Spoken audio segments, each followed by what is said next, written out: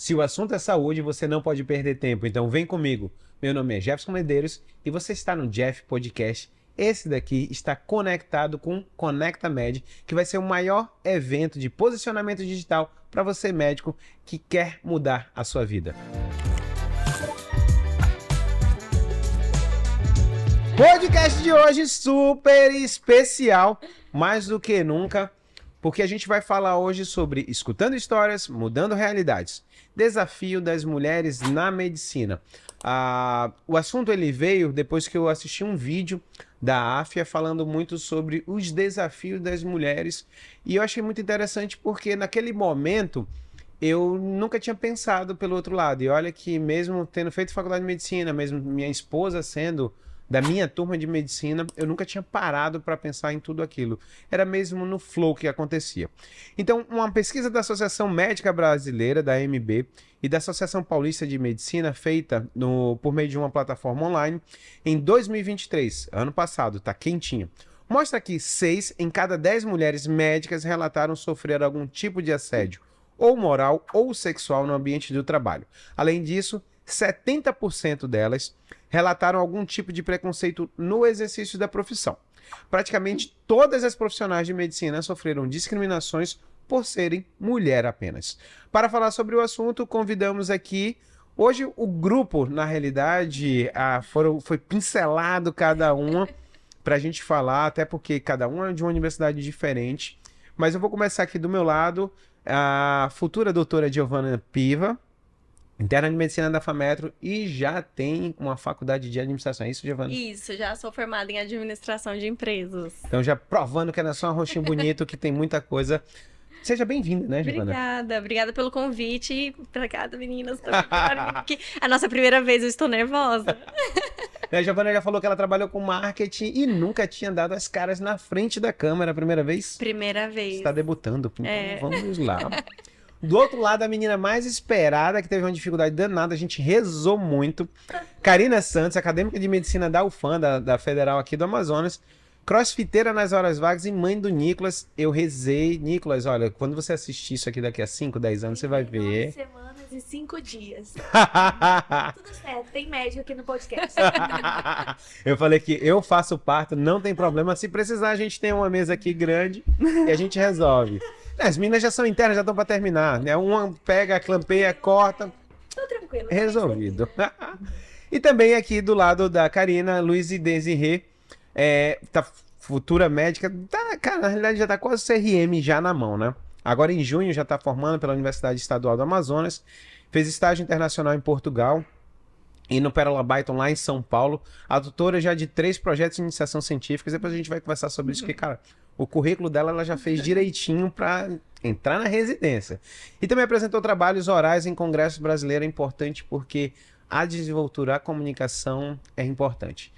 Desirê, seja bem-vindo. Ai, obrigada, é um prazer estar aqui com as meninas também. Olha só, pessoal, para antes da gente começar no que se faz necessário, a gente tem que falar sobre os nossos patrocinadores.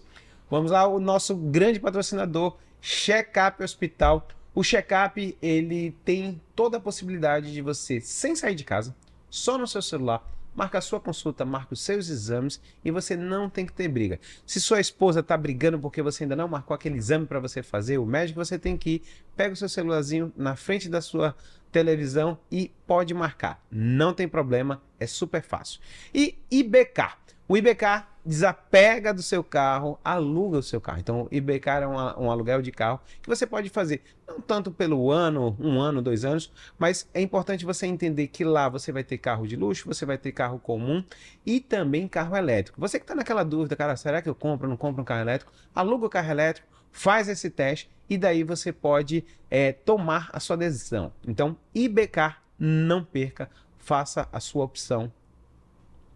Meninas, então vamos lá sobre o nosso assunto. Eu acho interessante da gente falar sobre isso. Eu queria perguntar primeiro pela Desirê, porque ela já passou comigo e a gente conversou várias vezes, na realidade muito mais sobre o currículo dela. Mas Como é que vocês se sentem em pleno século XXI, presenciando todos esses problemas ainda sobre assédio, as dificuldades das mulheres dentro da universidade, dentro da medicina?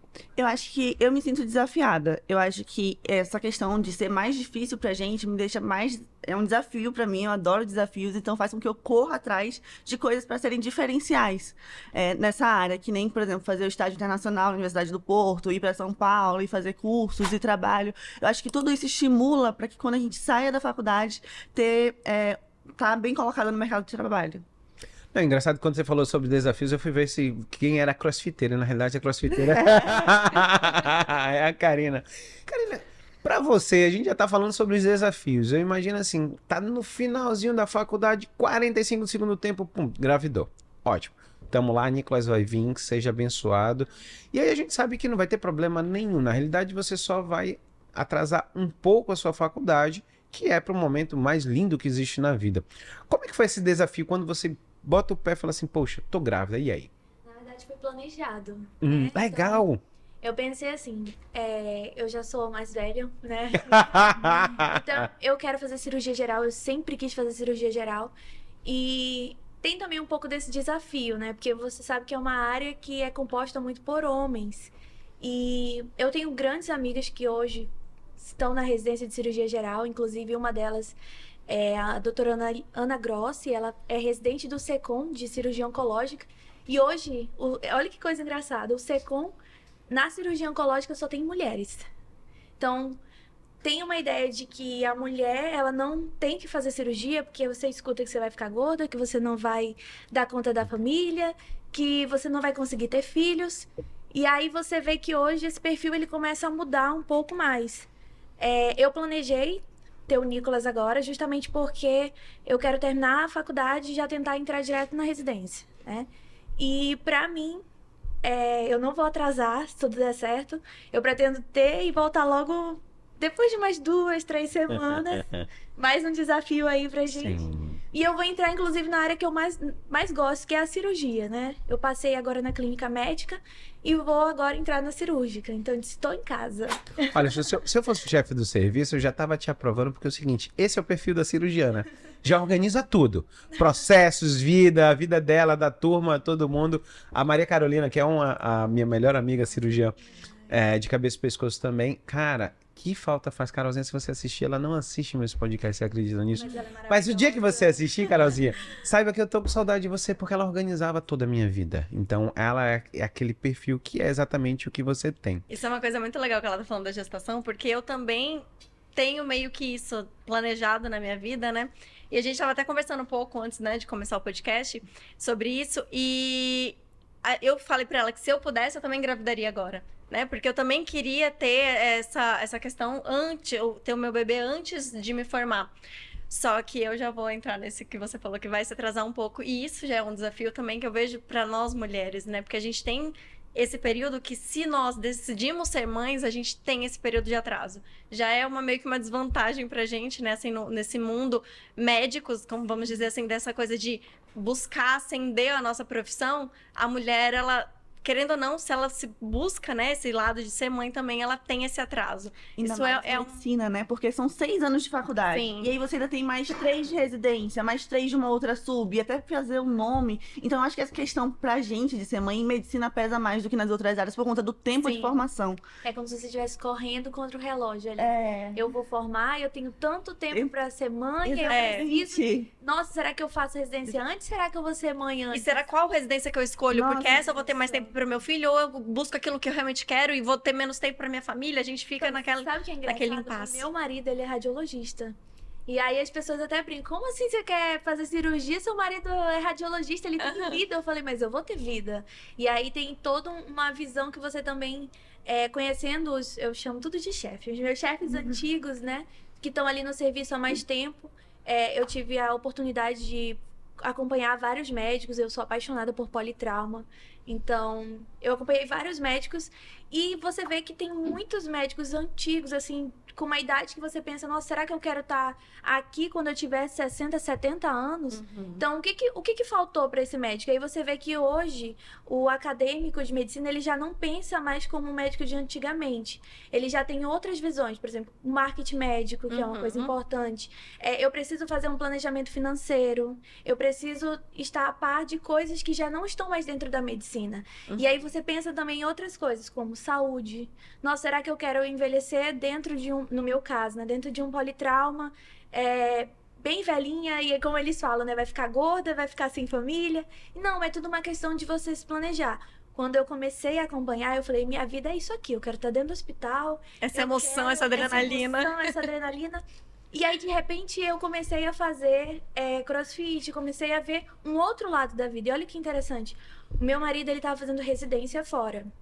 Então, a minha vida toda era a faculdade e quando entrou a pandemia, eu comecei a acompanhar ainda mais os hospitais e tudo mais.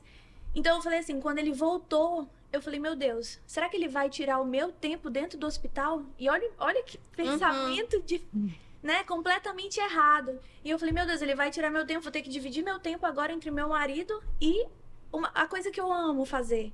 E aí eu comecei a fazer atividade também. Eu falei, não, tá errado.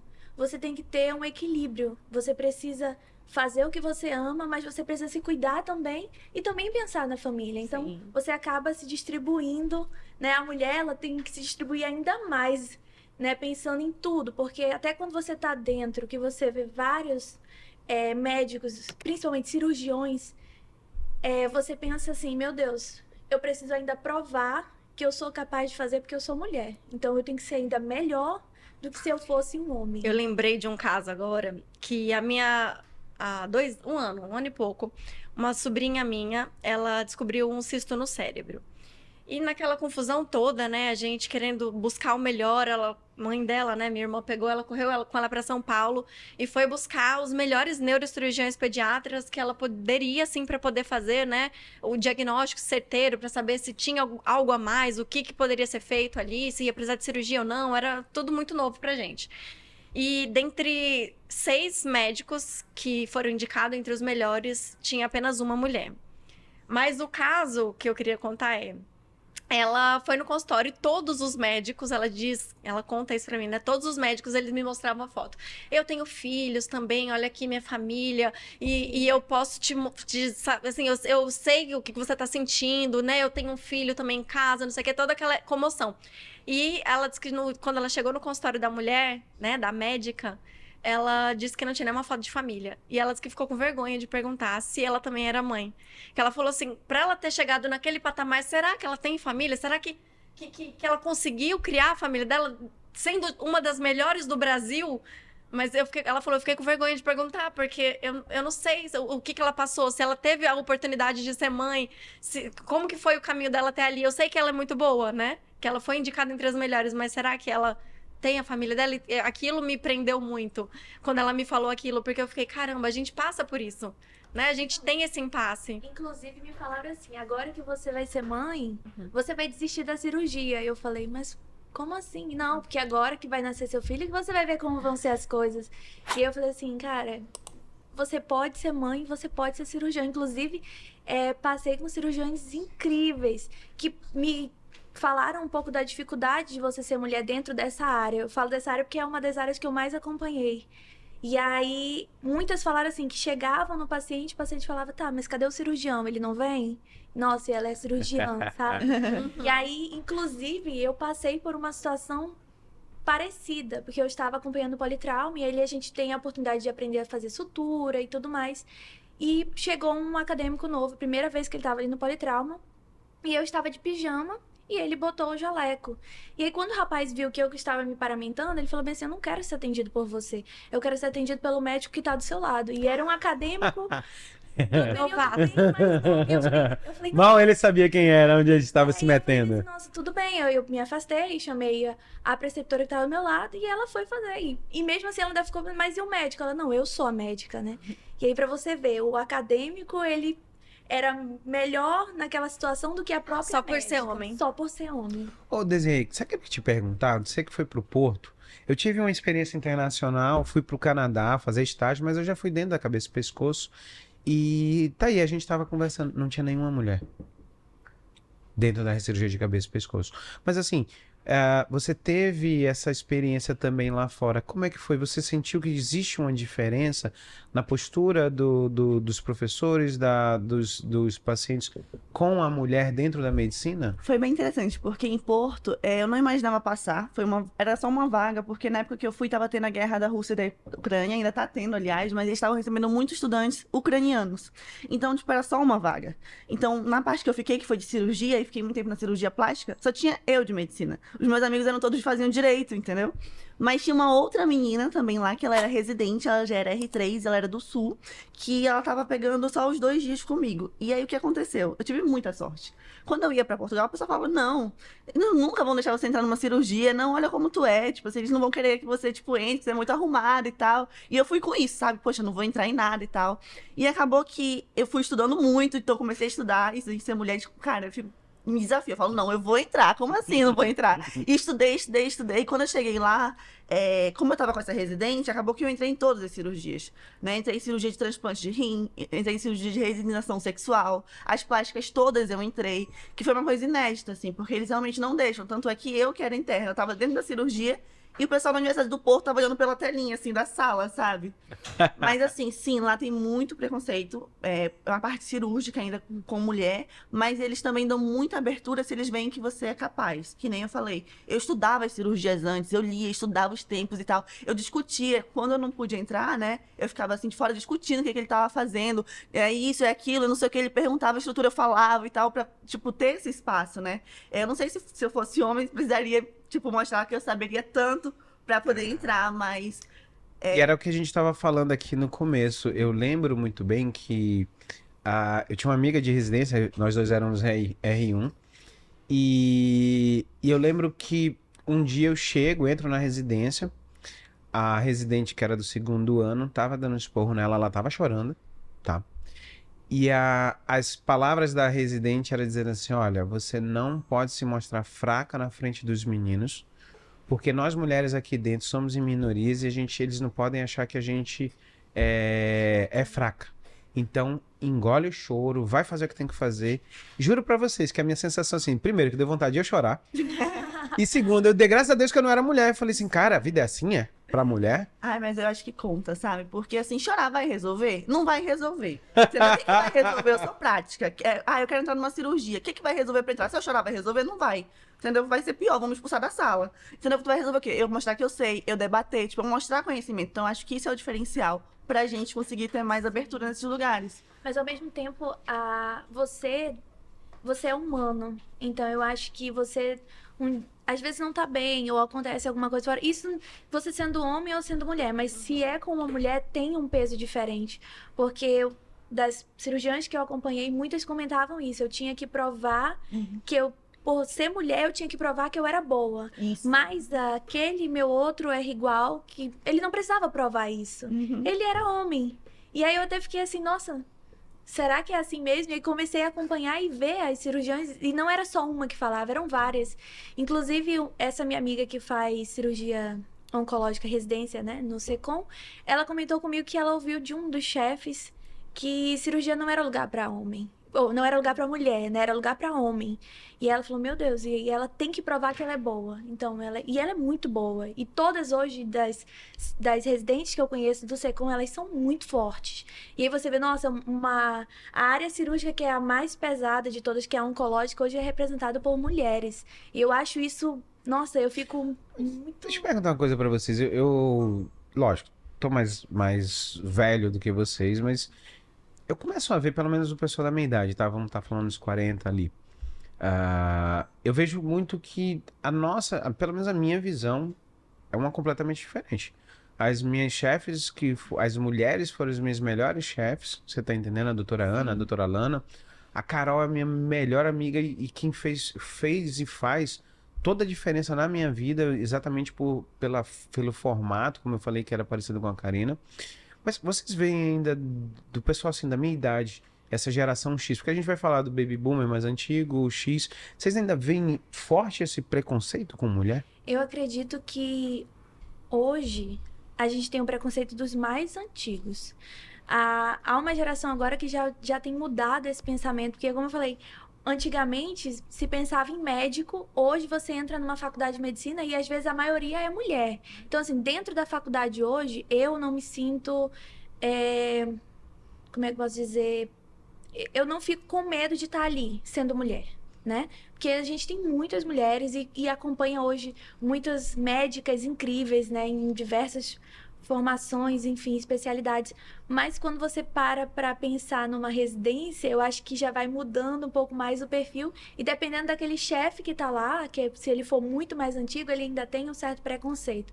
Mas os seus R iguais ou as pessoas que estão ali já não tem essa visão. Tanto que eu passei com alguns residentes de cirurgia geral que eu falava, nossa, quero fazer cirurgia. Não, faça, você tem o perfil e a gente brinca de feeling. Nossa, você tem um feeling, vamos fazer. Então, assim, tem uma visão diferente de quem tá agora e acredito que os médicos da sua geração também, mas ainda tem um preconceito dos mais antigos. Não sei se por medo de perder também, porque tá formando hoje muito e as pessoas ficam com medo do mercado de trabalho. Nossa, tá formando muito médico. E eu acho que o médico da sua geração, prof, ele acompanha muito a gente. Então, vamos supor, tem a UEA tradicional, mas tem meta do PBL. Então, a gente tá ali desde o início, em todos os hospitais, convivendo, rodando. Então, o médico de 40, ele convive muito com os alunos, com os estudantes. Então, ele dá uma mudada. Agora, aquele mais velho, ele já não tem tanto essa convivência que os preceptores têm. Mais no hospital, isso, né? Com os internos ou com os acadêmicos que estão na atividade prática.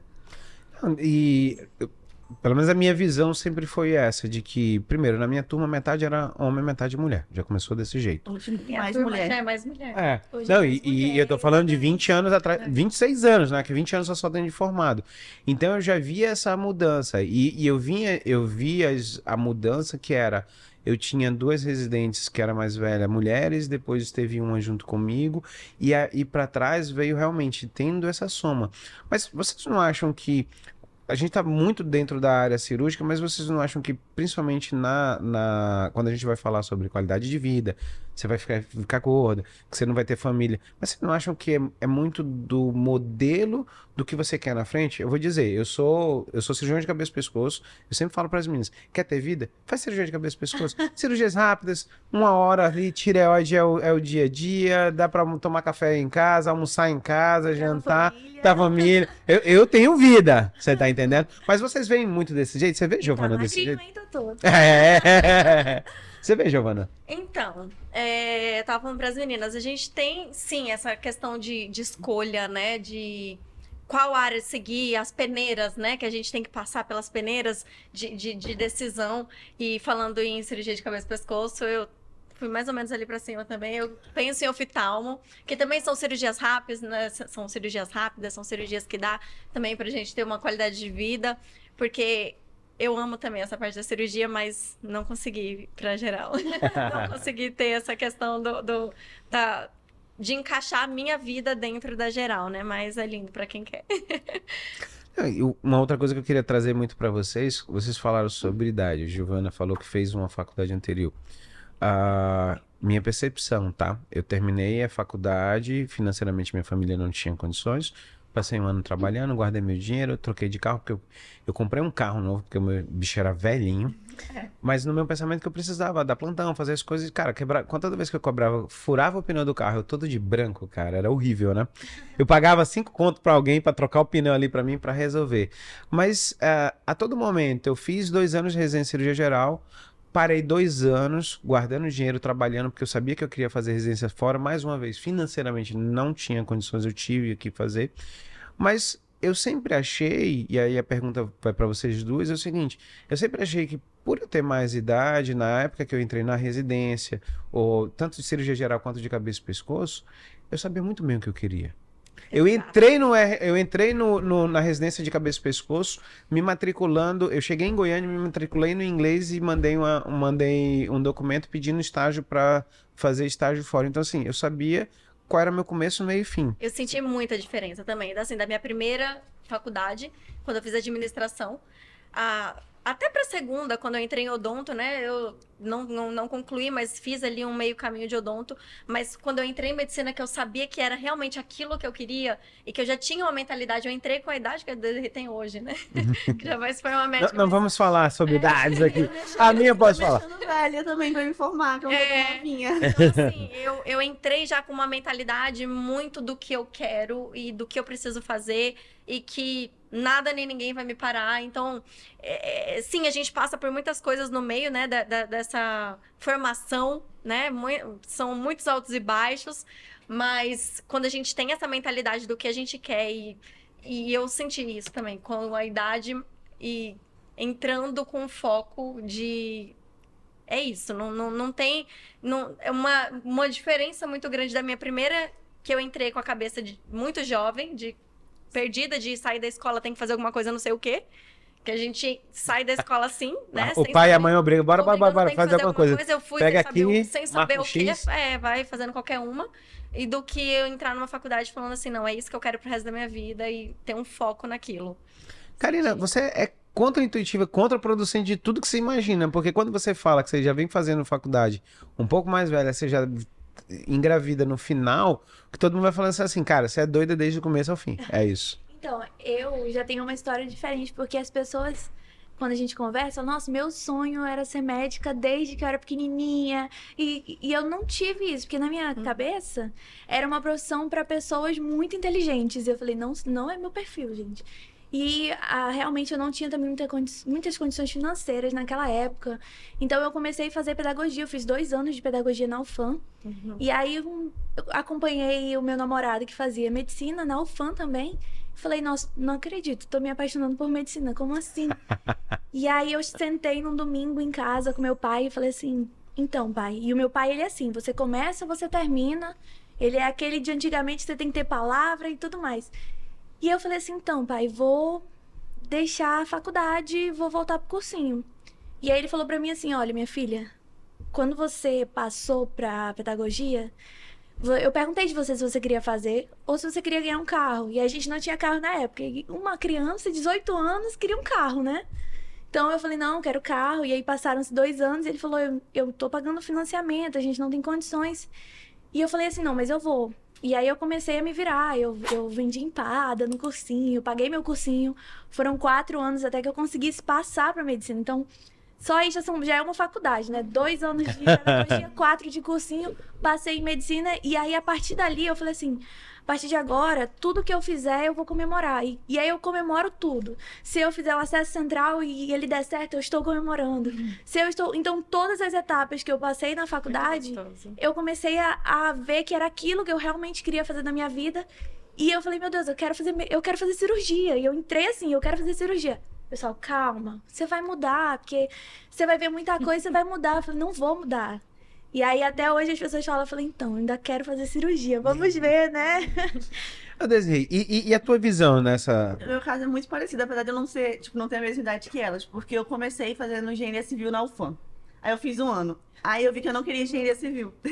Aí eu queria medicina porque eu fazia trabalho voluntário no GAC. E eu me apaixonei por cuidar de crianças com câncer. Então eu só quis fazer medicina por causa de oncopediatria. Tipo assim, não tinha outra área. Eu não queria ser médico, queria ser oncopediatra. E aí, se pudesse ir direto, né? Aí eu peguei e falei, não, quero medicina. E aí eu fui fazer a prova. Mas como eu estudei na Bahia, era um pouco mais complicado. Me formei no ensino médio em Salvador, né? Então são bem menos vagas. E aí não passei. E aí eu falei, cara, mas engenharia civil não dá. Vou botar o quê? Direito na UFAM. E comecei a fazer direito na UFAM. E aí... não tinha condições nenhuma na época. Eu fiz concurso de bolsa de cursinho, fiquei em primeiro lugar. Aí fui muito bem na primeira fase da UES, acertei 59 de 60. Aí fiz cursinho no Rio com bolsa 100%. Aí passei aqui na UEA, em outras faculdades. E primeiro dia, lembra até o primeiro dia de aula, eu fui bater no Secom, não conhecia ninguém. Fui bater na oncopediatria da Jeane, falando, por favor, deixa eu te acompanhar, meu sonho é fazer oncopediatra, por favor. Sabia nada, não tinha nem aula ainda, né? E, tipo, fiquei no Secom até hoje, tô lá, apaixonada. Só que o que acontece? Eu não entrei novinha, com 18 anos, pra me formar com 24, né? Já entrei com 20. E quando a gente pensa em oncopediatria... 2 anos, percebo muito tempo. Mas quando a gente pensa em oncopediatria, a gente pensa em 3 anos de pediatria, mais 3 anos de oncopediatria, PED, né? Porque tem um fellow e sempre estudando. Então, assim, eu me formando com 26, porque atrasou por conta do Covid, né? Com 32 eu vou ser um pediatra, mas se eu quiser me especializar ainda mais, é muitos anos de dedicação. É tipo a neurocirurgiã. Será que ela teve filho? Sim. Então, tipo, isso pra mim pesou muito. No último ano do internato, eu entrei em crise. Eu falei, o que eu vou fazer da minha vida agora? Porque eu só entrei em medicina por conta disso. E, tipo, eu não posso mais ser isso, porque eu quero muito ser mãe. Aí eu fiquei, tipo assim, em crise e tal. Chorei, mas não, calma, não sei o quê. E aí eu pensei em fazer outra área que fosse acesso direto, porque isso pesa muito pra gente. Mas é isso que eu queria sentir o peso de vocês, porque a todo momento, quando eu comecei a faculdade, eu já comecei assim, eu vou começar, já vou ser cirurgião, ponto. Isso aí já tava escrito.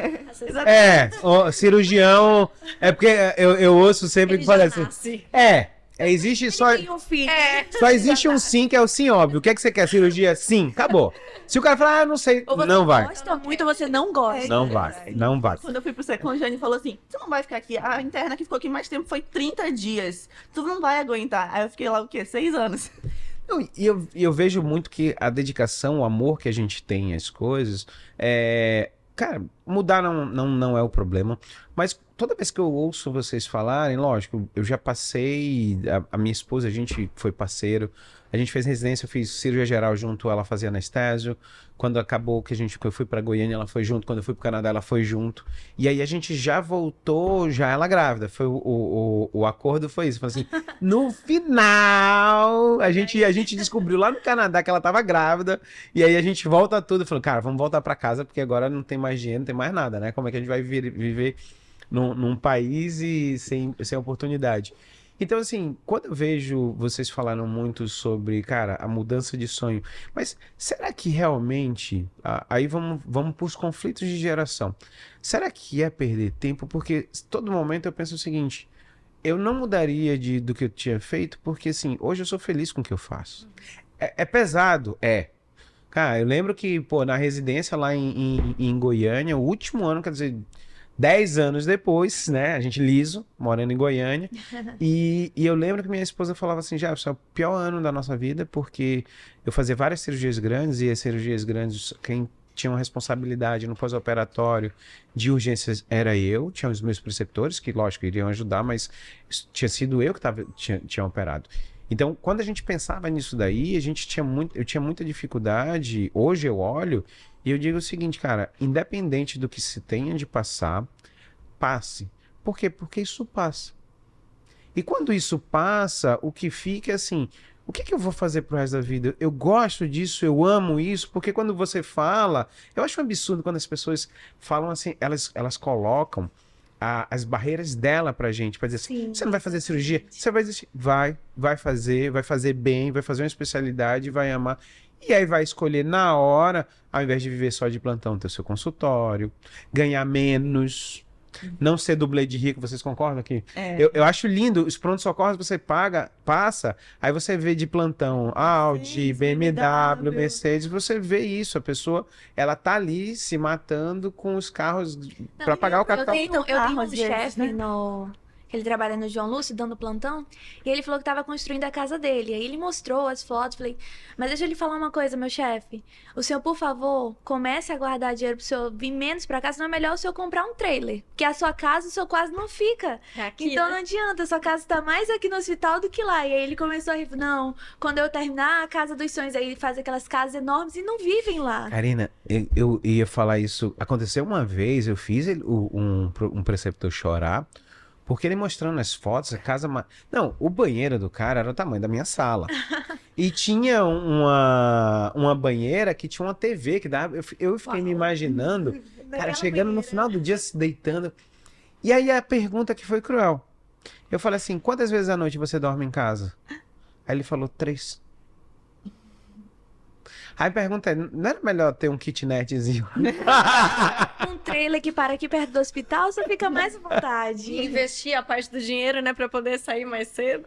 E aí é triste, porque você vê que eu sei que muitos deles têm filhos e querem ajudar a família e tudo mais, só que eles deixam de viver com a família deles pra estar ali bancando uma vida que eles não estão participando dela. É como se você estivesse trabalhando pra pessoas que eu digo até estranhas, no sentido de que você não tá ali com elas, você não tá o dia a dia com elas, você, que nem o doutor falou, não toma café com os filhos, não almoça com os filhos, não acompanha, daqui a pouco o filho cresce, vai embora, você fala, termina como? Termina sozinho. Você tá sozinho dentro do hospital. Mesmo que você esteja ali com os amigos, rindo na hora que tá esperando o paciente, mas você tá sozinho. Ô, Giovana, o que você, dentro da faculdade, já aprendeu que você não quer fazer? Plantão. Boa.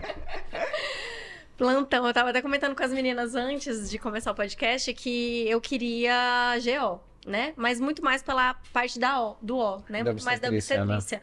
Que eu sou apaixonada por essa área. Eu sou, assim, realmente encantada com as gravidinhas. Tá chamando o Nicolas. Né?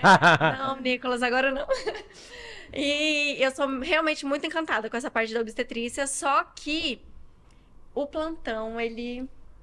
Essa coisa de não ter o tempo certo, porque é o tempo do bebê, né? É o tempo que ele quer nascer, é o tempo que as mães estão ali passando mal e precisam da ajuda, é a madrugada, é a hora que for, você não pode desligar seu telefone nunca.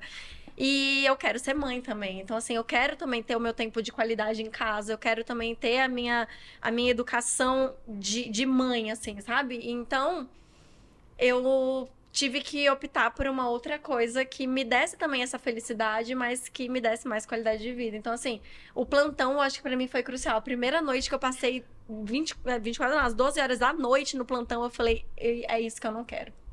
Poxa, e você, Desirê, o que você já aprendeu que você não quer? Ah, eu acho que assim, eu faria plantão, mas eu acho que viver de plantão é algo que é muito ruim. Porque quando a gente sai da faculdade, isso que o senhor falou de dublê de rico, né? É muito comum. Porque, assim, quem faz a gente, né? O EA, 6 anos assim, apertado, pegando ônibus. Liso.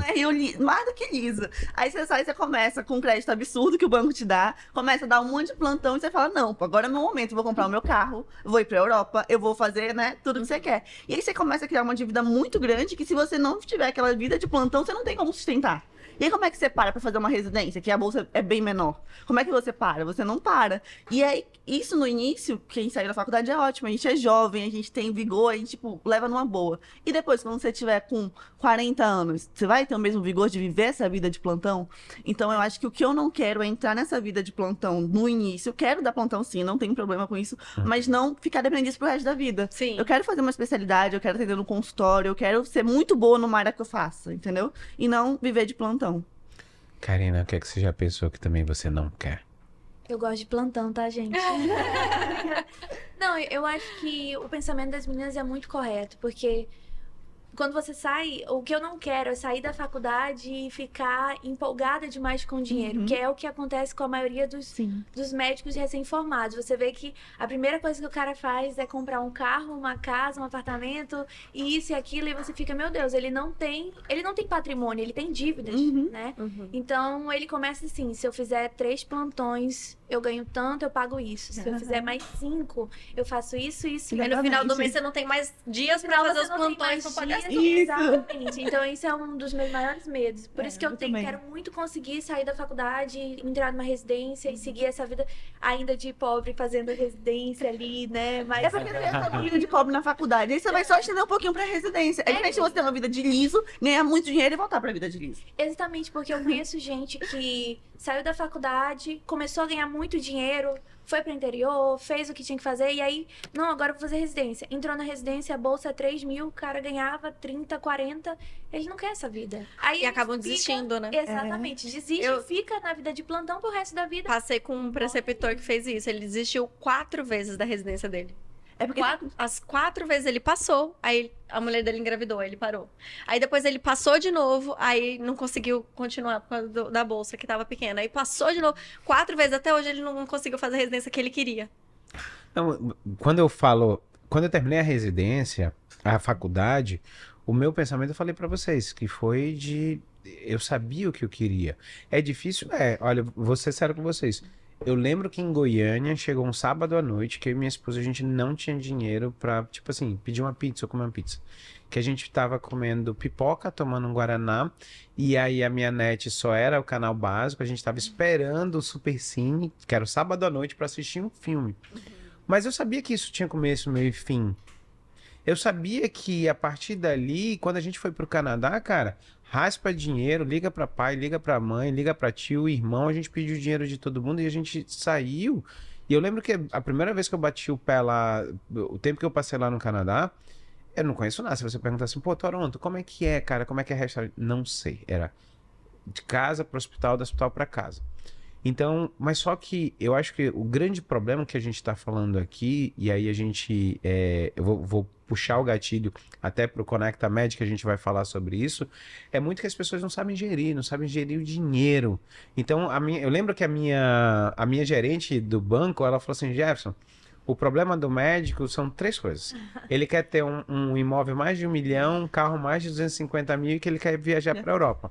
Mas não é um de cada vez. É tudo ao ele quer mesmo os tempo. 3 ao mesmo tempo. Com a E conta quando no vermelho. Não, só que ele já projetou 30 anos, porque quando você fala sobre um imóvel de 1 milhão, se você não tem dinheiro, você está começando, você projetou 20, 30 anos, você já parou a sua vida para isso.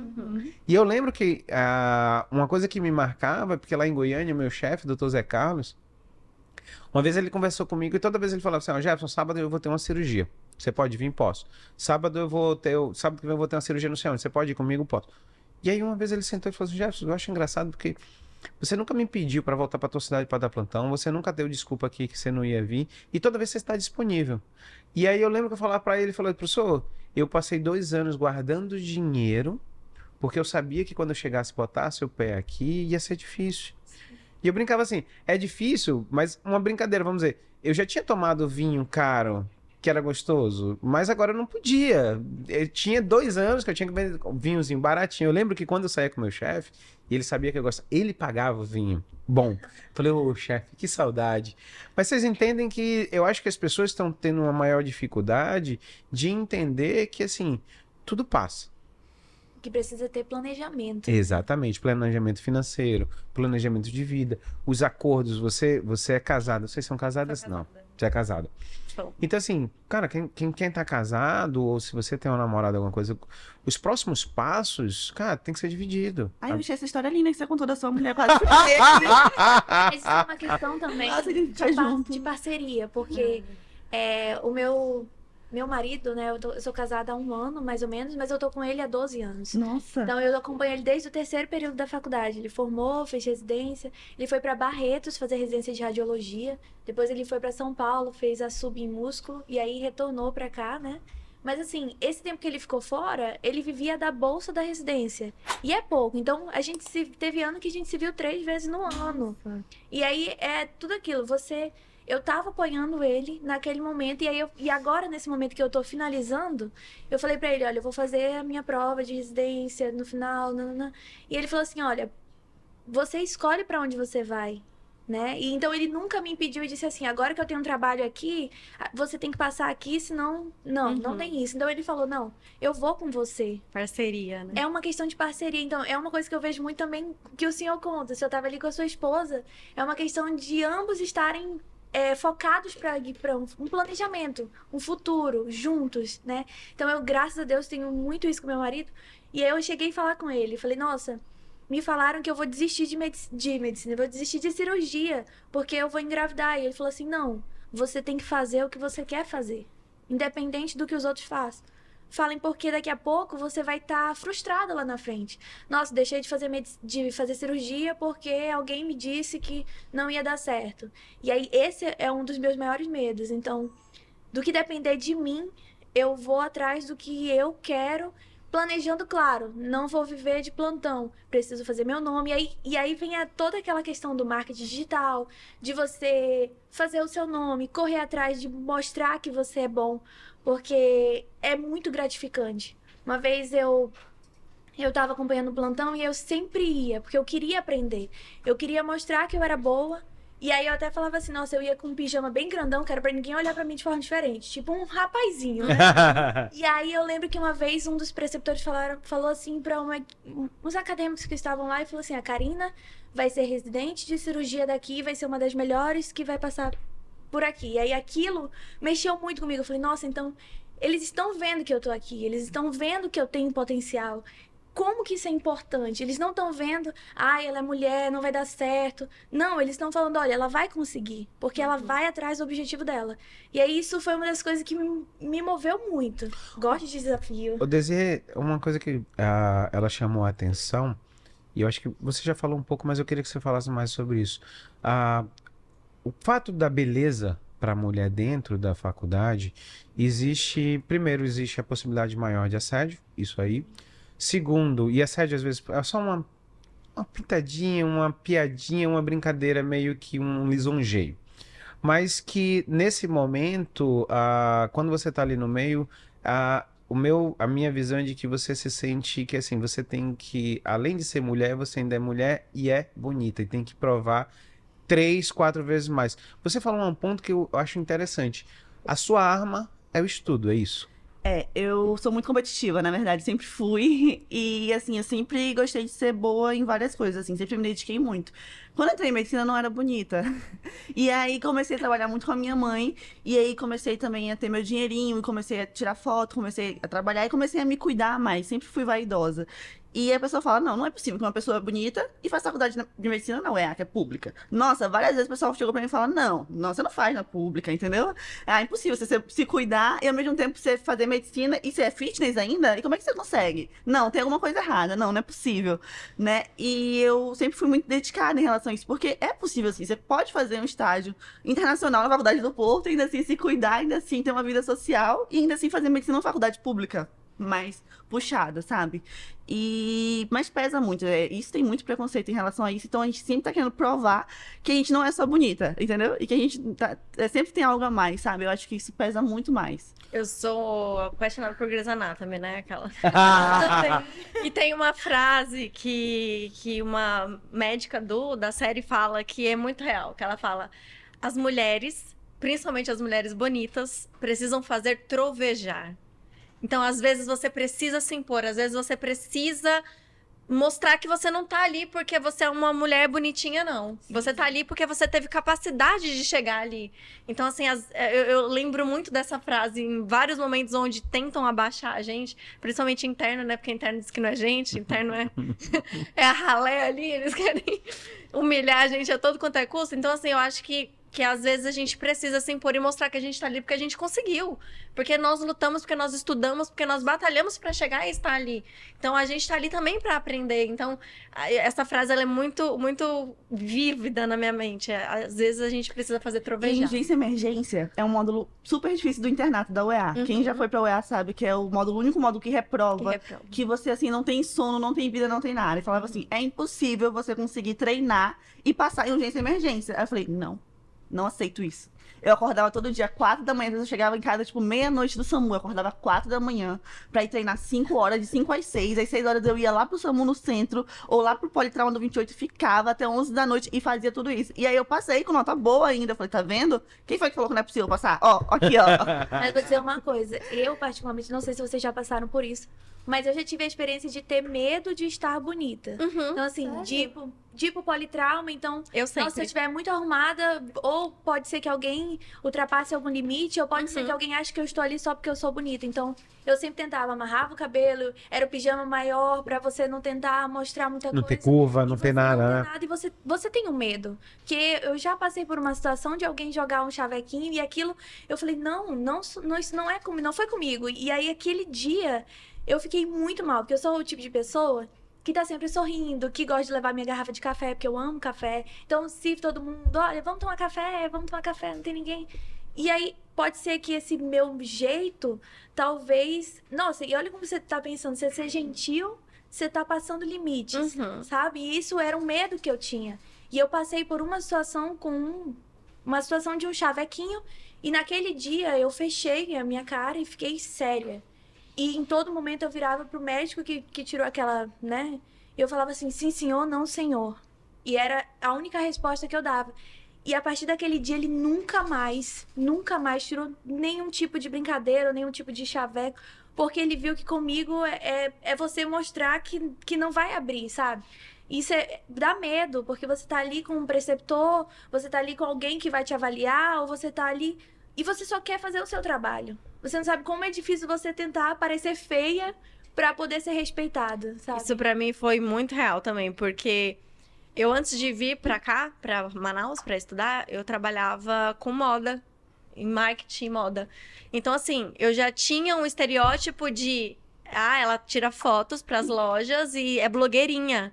Então, assim, esse era um estereótipo que todo mundo me chamava. Ela era blogueirinha, ela é blogueirinha, não sei o quê. Então, assim, pra quebrar isso, eu não ia de maquiagem de jeito nenhum. Eu falo que se as pessoas que me veem em Boa Vista, se elas me vissem aqui em Manaus, elas nem me reconheceriam, porque eu fui 2 mundos diferentes, assim, aqui eu não passava maquiagem, eu não me arrumava, era sempre de cabelo preso, assim, também, sempre pra tentar mostrar que eu tava aqui não porque era um rostinho bonitinho, não, porque eu passei, porque eu consegui, porque eu tava ali pra aprender, e isso é muito real.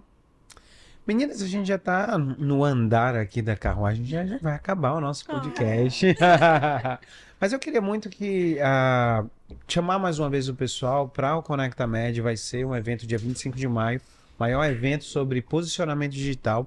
Exatamente assim, foi o que a Karina tá falando muito. Cara, eu fiquei apaixonado pelo seu Instagram, porque eu vejo que o digital, ele existe, ele tá aí, não existe mais folhas amarelas, não existe mais jornal, não existe mais o livrinho da Unimed, e hoje em dia, quem não é visto não é lembrado.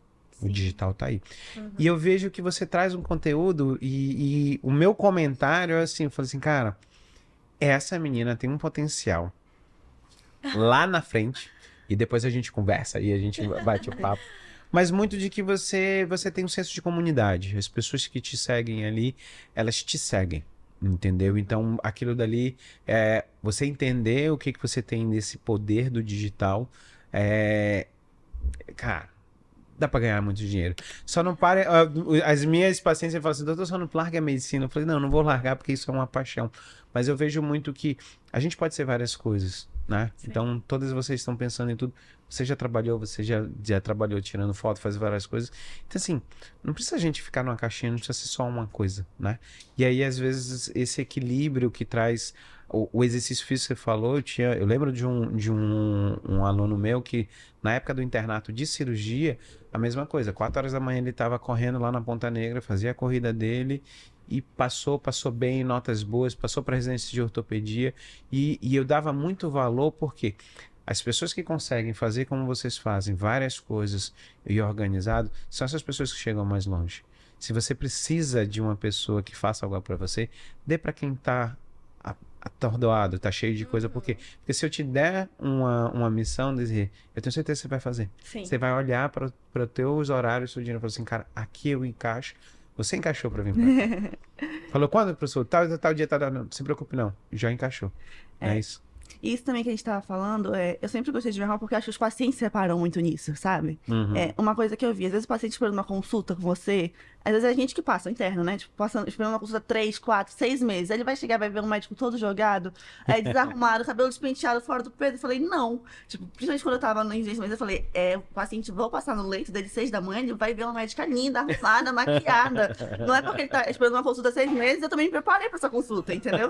E isso também é legal, porque como é que você vai pedir pra um paciente, eu quero que você emagreça, se você não tá acima do peso? Como é que você tem que se cuidar mais, se você mesmo não se cuida? Eu acho que você tem que exigir aquilo, o reflexo, né? E eles gostam de falar, mas como é que eu faço? Eu caminho quanto tempo? E eu tenho que comer o quê? E nisso você constrói uma relação médico-paciente, né? Porque ninguém quer chegar no consultório médico e ser atendido por um médico largado também. Todo despenteado, com cabelo sujo. Pode ser o melhor médico do mundo, não vai passar essa impressão. Sim. Porque hoje a imagem, esses 10 segundos que você olha pra pessoa, é a impressão que gera, né? Sim, você tem que ter coerência entre o que é real, né? O que a gente atende aqui no ambulatório e o que também tá no meio digital. Isso. Porque você não pode mostrar lá no meio digital o Dr. Jefferson todo de terninho no dia do consultório dele, da consulta dele. Você vai olhar, é o mesmo médico que tava lá? Diferente, né? É uma extensão, né? Sim, Tem que isso- ser uma isso é coisa- extensão. O que é uma coisa muito interessante é que quando eu comecei a acompanhar plantão, eu não mostrava que eu era dona da página do Média Atualizado, porque eu tinha medo justamente desse. Ela é blogueirinha, então. E aí, depois de um tempo, eu comecei a aparecer, e aí eu realmente fui chamada de blogueirinha pelos meus próprios chefes. Eles pensavam, nossa, lá vem a Média Atualizado e tudo mais. E aí, passou um tempo, começou a se falar muito de marketing médico. E aí, aqueles médicos que às vezes tiravam uma brincadeira, falavam assim: como é que eu faço? Exatamente. Vamos lá. Então você Aham. tem que definir seu nicho, você tem que tentar fazer vídeos. E aí, parte do plantão já era conversando sobre marketing médico e a importância disso. E aí eu vi vários médicos crescendo no Instagram, falando mais, com vergonha. Eu sempre falava assim, olha, eu tenho muita vergonha de falar, né, quando eu faço um vídeo. E eu falava assim, você tem que gravar o seu vídeo, você tem que postar e não olhar mais. Porque se você olhar, você vai ver Você que vai não tá desistir. bom e você vai desistir, vai apagar. Ô, Karina, eu queria aproveitar então para vocês para falar que o Conecta Med para posicionamento do médico no digital. Então é exatamente isso. As pessoas têm maior medo do digital, só que elas querem entrar, não sabem como entrar. Às vezes elas vão entrar fazendo dancinha, botando o dedinho, não sabe como é que vai se posicionar. E não é isso. O marketing digital, a estratégia que você tem que fazer é outra. Então, você que é médico que quer aprender como você vai se colocar no digital, Conecta Med de 25 de maio. Teatro Manauara, as meninas, elas estão convidadas, já tem o ingresso de vocês, já está tudo organizado e eu vou ficar muito feliz de vocês estarem lá comigo e a média atualizando, cara, porrada. Meninas, Giovana, eu queria que você deixasse aqui o seu Instagram, suas redes sociais, quem quiser saber mais, quem quiser ver a sua vida de médica, que tá ali no finalzinho já também, por favor. Meu arroba é @Giovana, Gi2Ns, Piva. Legal. Lá eu não. Eu já vai. puxando um pouco pro Connect Med, eu vou lá pra poder me atualizar. Porque hoje eu já não consigo mais postar muita coisa do que eu fazia, né? Então tá meio perdido o meu Instagram, mas agora eu vou entrar nos Não, eixos, eu a gente olhei vai- o de vocês e pra cada uma, depois Foi, que terminar, ele deu as eu vou te dicas. dar umas dicas. Não, a gente já conversou, Tá. né? Sexta-feira passada eu já comecei. Faz isso, faz aquilo, porque eu acho que o grande lance do digital é porque existe várias possibilidades. Existe o skin the game, a pessoa que passou por aquilo dali. Existe você que tá trazendo um conteúdo, cara, muito bacana, muito leve, mas um conteúdo denso. Eu conversei com a Giovana, eu falei assim, cara, por que você não consegue? As pessoas, elas têm esse apreço pelo que você está passando. Então, o aprendiz... Sim. Pessoas se conectam com Com pessoas. pessoas. Isso é muito importante no Instagram. Sim. Porque é uma coisa que eu falava muito com os meus chefes. Falei, não adianta você postar um monte de texto e Ninguém ninguém lê. olhar pra você. Ninguém lê. Você mesmo não lê. Uhum. Então, assim, você precisa se conectar com as pessoas. Você pode, sim, mostrar que você é médico. Você pode, sim, mostrar que você vai pra uma academia de manhã. Uhum. Você pode, sim, mostrar que você é mãe e que você é cirurgiã. Então, Uhum. as pessoas querem sentir você ali no Instagram, achando que elas estão te conhecendo. É uma questão muito... É muito importante pro médico ter essa conexão com o paciente dele através de lá. Ou o professor com o estudante, dependendo também do nicho que você queira alcançar ali, né? E o Desirê, são dois franceses, um déjà vu da Desirê. Quando a Desirê passou comigo, que eu comecei a acompanhar ela, eu me lembrei muito da Juliana Santiago, que é uma médica, ela foi aluna acadêmica também, cara, no mesmo perfil, e ela tá na medicina do esporte. E só que a Ju, quando ela passou comigo, era no mesmo esquema de, cara, ela não deixava de treinar, ela não deixava de fazer as coisas dela.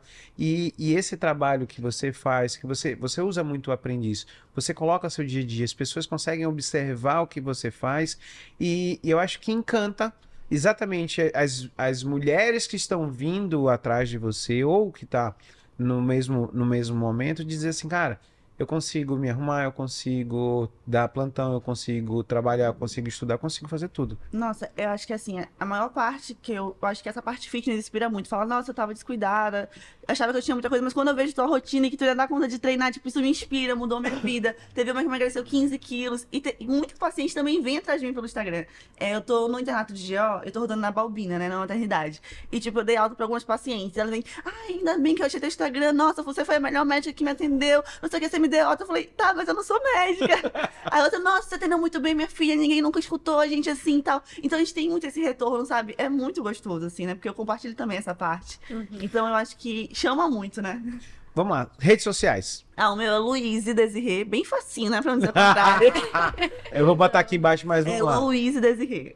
Desirê, como é que se escreve Desirê, menina? É D-E-S-I, um R só e 2 S. Igual a mulher de Napoleão, primeiro amor de Napoleão. Ele deu um arco do triunfo pra ela. Importante, importante. Karina, você deixou suas redes sociais? Ainda não, né? Não, Vamos lá, o meu por é favor. @médiaatualizado, tá? É Karina Santos tá lá, mas é @médiaatualizado. E o Mais Atualizado, ele começou, me falaram que foi na pandemia, você trazendo muito o que tava rolando. Na verdade, tudo começou porque eu precisava daquele Instagram pra achar cursos online da área da saúde. Eu comecei a pesquisar e aí toda vez que eu chegava num curso já tinha acontecido. Eu falei, vou criar um Instagram que seja uma grande agenda pra mim. E aí, dessa forma, eu também posso ajudar outras pessoas. Então, o curso que eu via que não era pra mim, que não fazia parte do que eu queria naquele momento, eu postava mesmo assim. E aí começou a crescer. E até então, ninguém sabia que eu era média atualizado. E aí, quando eu fiz 10 mil de seguidores, eu falei, então vou aparecer aqui. E aí, a pandemia foi passando, eu comecei a acompanhar plantão e falei, não, agora eu preciso definir o que eu vou fazer com esse Instagram. Porque essa parte de curso já tá passando, as pessoas querem coisas presenciais e tudo mais. Continuei um pouco com isso, mas continuei mostrando também um pouco da minha rotina. E aí foi quando eu fiquei muito chateada quando passei por algumas situações de ver chefes minhas tristes, porque eram mulheres dentro da cirurgia, não eram respeitadas às vezes. E aí eu falei bem assim, não, eu posso mostrar que a gente pode fazer, pode estar lá no Politrauma, pode fazer tudo que um homem faz. E aí eu recebi várias mensagens também, que é o feedback que faz diferença, assim, de pessoas que falam assim, nossa, eu queria fazer cirurgia, mas aí eu tava desistindo e vi você. Então, eu vi que a gente pode fazer. Eu falei, a gente pode fazer sim, a gente pode ser tão competente, tão melhor quanto qualquer pessoa. Porque nós somos capazes. E aí eu comecei a trabalhar essa parte minha, tentar falar um pouquinho mais, que eu tinha muita vergonha no início, né? Mas que acabou dando certo. E aí é uma coisa engraçada, que eu falo assim, você parar pra pensar, às vezes as pessoas ficam muito preocupadas com números. Pai, o meu Reels deu 300 mil visualizações. Nossa, só deu 300 visualizações. Você já parou pra pensar o que é falar pra 300 pessoas? Falei, nossa, como o Instagram, ele conecta. E aí, mesmo que tenha feito a diferença pra 5 ou 6 mulheres ali, Já é. eu sei que o meu Instagram já fez muita diferença. Então, Meninas, então vamos lá. Então, junto com elas, eu espero vocês no Conecta Med. Vai ter, aqui embaixo vai estar direitinho onde é que você vai, compra o seu ingresso e não percam, porque vai ser demais. Um beijo grande, até o próximo Jeff Podcast.